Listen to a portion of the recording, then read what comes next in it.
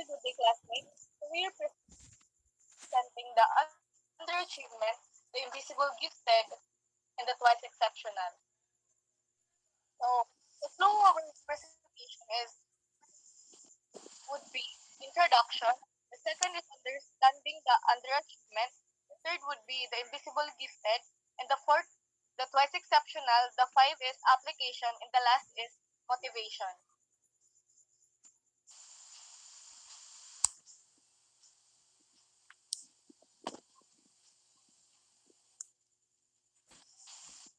So what is underachievement? Underachievement refers to a discrepancy between a person's abilities and actual performances. Another definition of underachievement is the difference in the ability of a student demonstrate during the class discussion inability to produce well written assignment or score well on tests. Like for example, a child who scores in the 90% range on the test can be accepted to excel in school. So it would be the example if the child or the learner would achieve the 90% range on the test, and it would be considered the underachievement learner or student.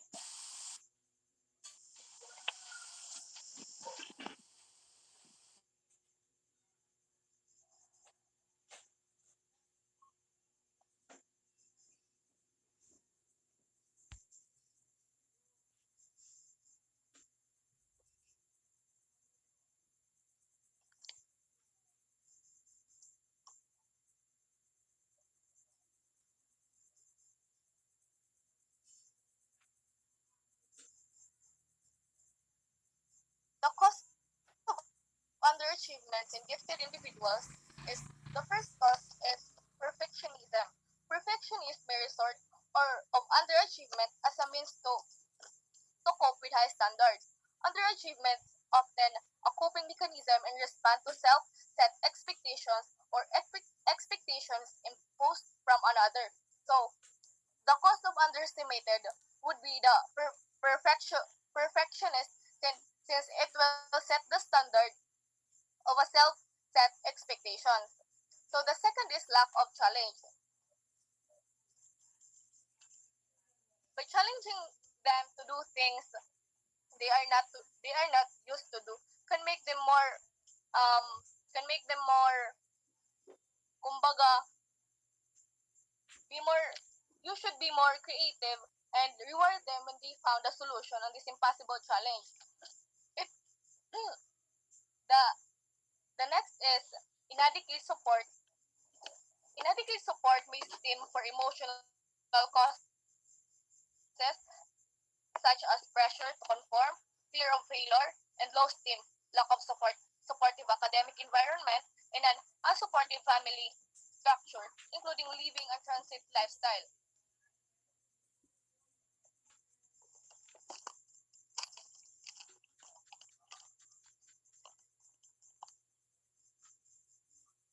So the impact of underachievement on academic performance. There are many reasons why students unachieve and contributions and can be impact in academic performances include parental expectations. They they they they refuse to learn or achieve the academic performance well due to um more on pressuring themselves to fail, difficulties in home educational settings, learning disabilities, behavioral problems, and low self-esteem. The next is leading to boredom. Leading to boredom. Highly based learning typically avoid schoolwork, reduce their efforts of their work, are not well self-regulated, and show reduced motivation. It's because of losing motivation of their environment or their nurture. So the next is disengagement. Is a serious problem that affects learning outcomes, motivation, well-being. It can manifest in different ways such as boredom, frustration, withdrawal, or disruptive behavior. In this impact, kumbaga, it bata, diriging gaganahan himuon or it bata is unmotivation to do things because it can manifest in different ways to Like for instance, if bata na board ha discussion or ha lesson it usa nga teacher. So probably the the student or the learner would be disengagement during the discussion. So the next is decline in achievement. Students' poor performance can attribute a variety of psychological factors, demonstrations, discouragement, anxiety, depressions, and dumbfulness are all important psychological facts that contribute to students' poor academic performances. So, in this impact of underachievement on academic performances, the students may feel the poor performance due to anxiety, depression, and other obtaining problems that may occur.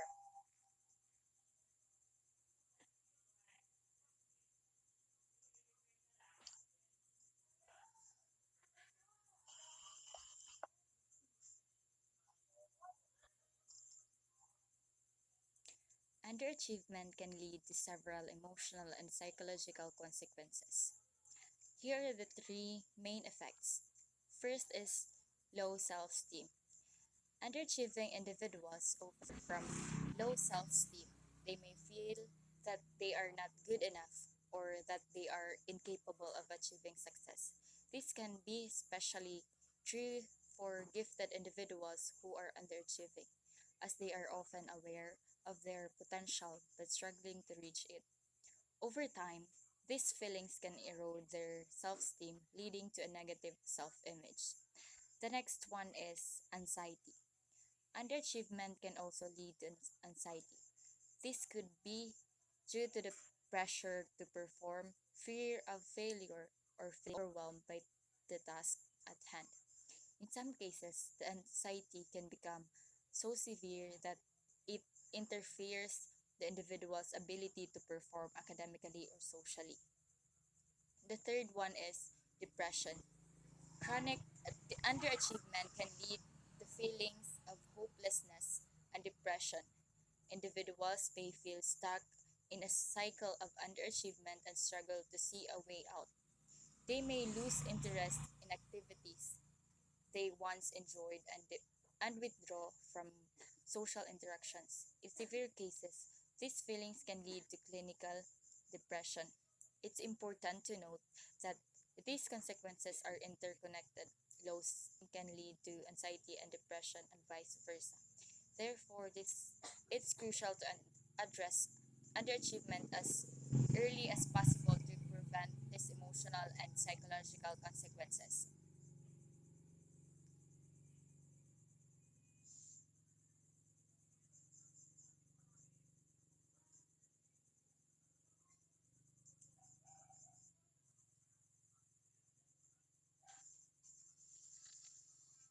Addressing and preventing underachievement involves a multifaceted approaches. Here are some strategies that can help. First is creating a challenging and supportive learning environment. One of the most effective ways to prevent underachievement is to create a learning environment that is both challenging and supportive. This means providing tasks that are appropriate for students' ability level and encouraging them to push their boundaries. At the same time, it's crucial to provide the necessary. This could be in the form of additional resources, which is one-on-one tutoring or emotional support. The next is the next strategy is providing appropriate enrichment and acceleration. For gifted students, underachievement can often be a result of boredom or lack of challenge. Providing opportunities for enrichment and acceleration can help keep these students engaged and motivated. This could include advanced classes, extracurricular activities, or opportunities for independent study. The third one is promoting a growth mindset. A growth mindset is the belief that abilities can be developed through dedication and hard work. Promoting this mindset can help students understand that they are capable of growth and improvement, which can motivate them to work harder and achieve.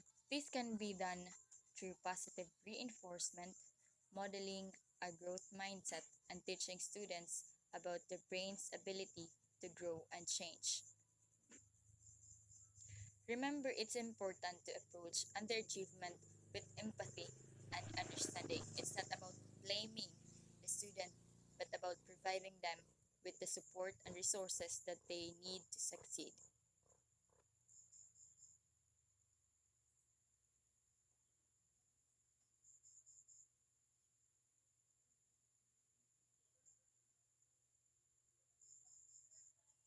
So let's move on. So giftedness is characterized by exceptional intellectual or creative abilities. So a gifted child is usually described as someone who shows high intellectual ability and someone who has an IQ level of 130 or more and can be found in one group or in 100. Next slide please.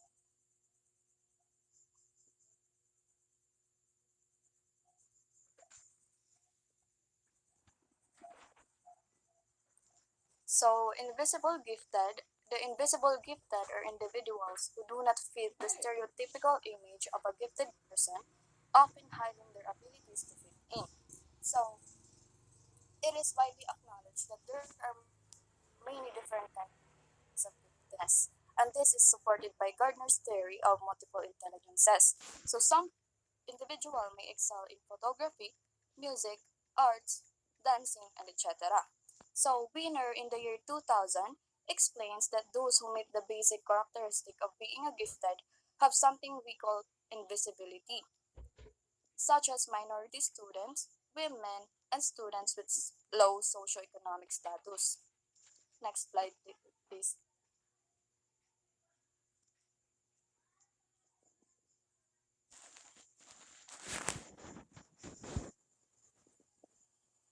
So, invisible gifted refers to gifted individuals who may not demonstrate their abilities due to various reasons, such as fear of being different or societal expectations. So, for example, some students will hide their exceptional talent in order to fit in better. Some students will cover their intellect when they think they cannot match with someone. Or some students will behave like normal just to avoid inconvenience in life. In addition, Lisa and Hausand in the year 2010 indicate that being invisible can lead to much severe consequences, such as lowering their academic performance, increasing dropout rates, and showing antisocial attitudes. Next slide, please.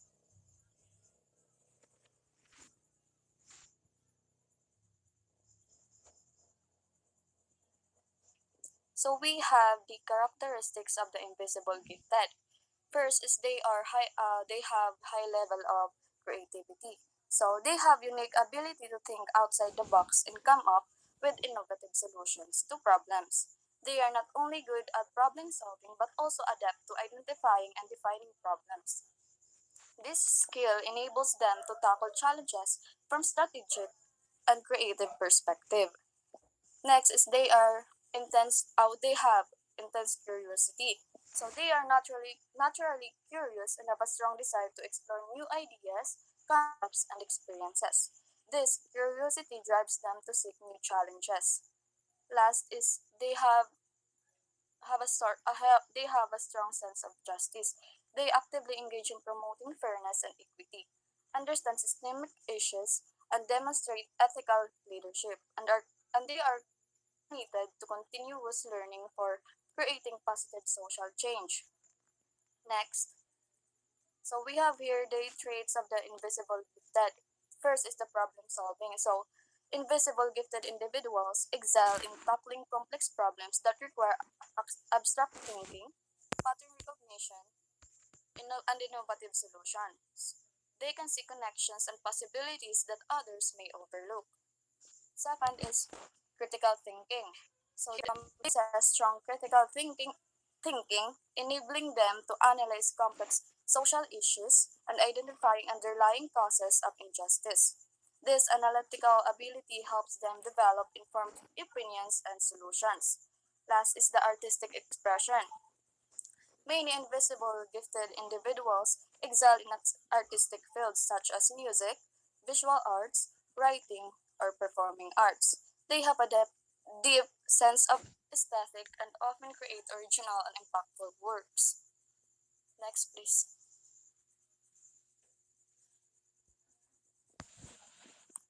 So, these are the challenges faced by the invisible gifted.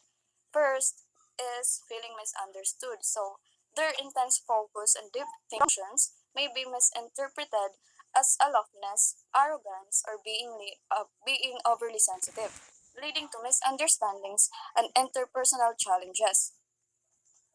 Next is they are experiencing a lack of appropriate educational opportunities. So their giftedness is often overlooked or underestimated, leading educators to provide standard curriculum and instruction that may not challenge or stimulate their advanced capabilities.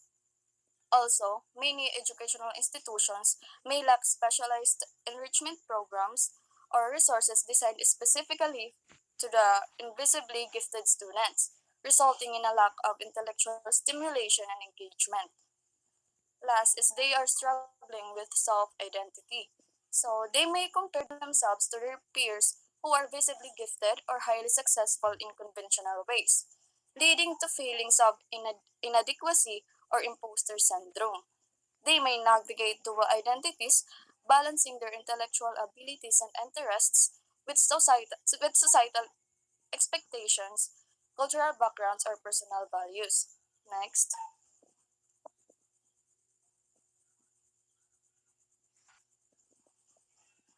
So we can identify and support the invisible gifted through creating inclusive learning environment, recognizing and nurturing their unique strengths, providing access to enrichment programs or talent development opportunities.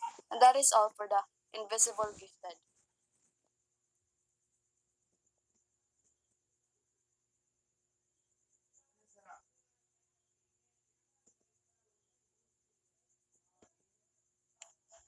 Okay, so we are now down to the twice exceptional.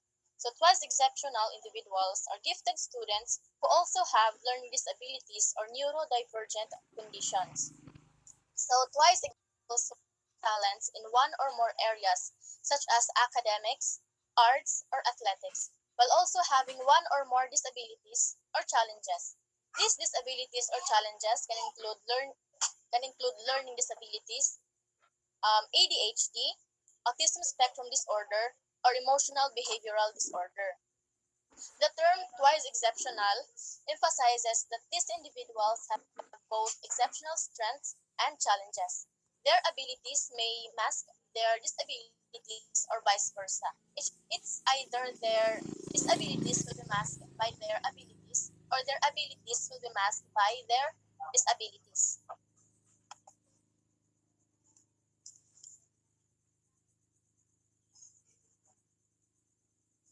We have now the identification of twice exceptional individuals.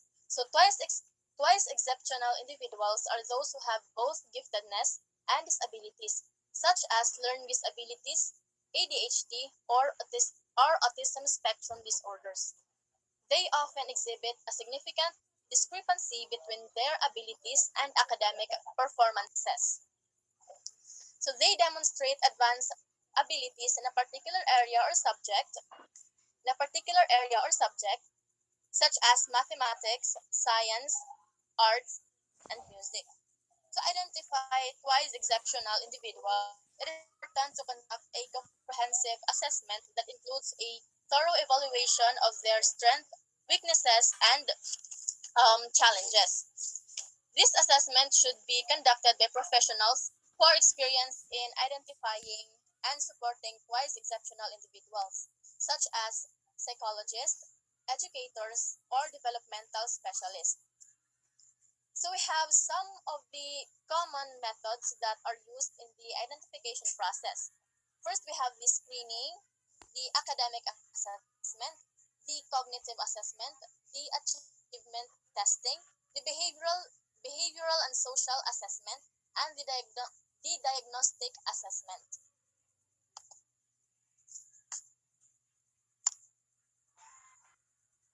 Let's move on to the unique needs and challenges of twice exceptional individuals. The first bullet, we have the individualized educational plans.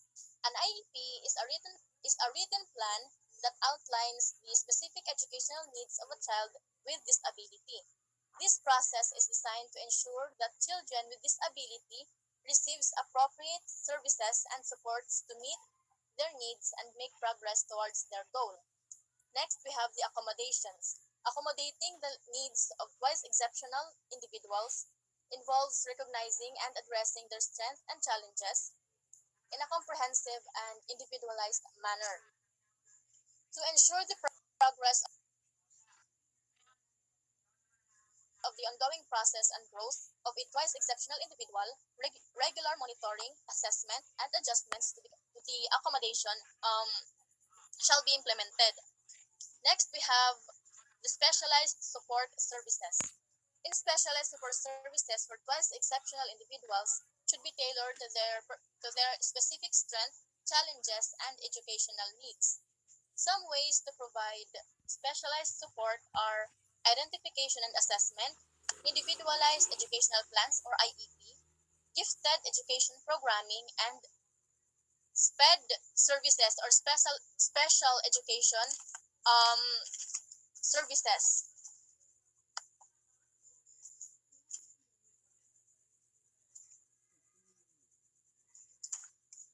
And now we are down to the strategies for supporting and nurturing twice exceptional learners. First, we have the providing specialized instructions. Providing specialized instructions involves tailoring teaching methods, materials, and strategies to meet the unique learning needs of individual students or the learning needs per student. A one-size-fits-all approach to education and focuses on addressing strengths and learning goals and learning styles. So, offering assistive technology naman is providing assistive technology to twice exceptional individual involves assessing their specific needs, identifying appropriate assistive technology tools, implementation, and support. The third one, we have the fostering a strength-based approach. It involves recognizing and building upon their unique strength, interest, and talents while still addressing their challenges. Ano, this could actually help them to be confident enough, be resilient, and have a self-identity. The last one, we have promoting self-advocacy skills. By empowering twice exceptional individuals to advocate for themselves, you are enabling you as a teacher um, are enabling them to take active role on their own educational journey and future success. And that ends for our topic. Thank you